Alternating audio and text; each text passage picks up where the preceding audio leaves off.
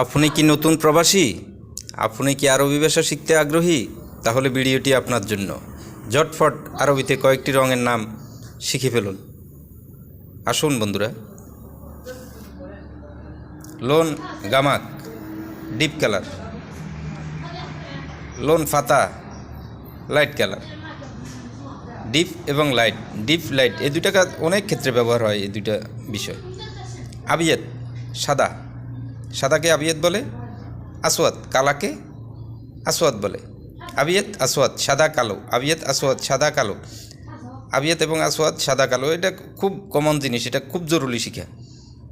Ahmar অথবা হামড়া, লাল, লালকে Ahmar বলে এবং কোথাও কোথাও হামড়া বলে। আজরাক ব্লু, নীল, নীল বা ব্লু এটাকে আজরাক বলে। নীল কালার অথবা ব্লু নীল দুটো একই বিষয়, এটাকে আজরাক বলে।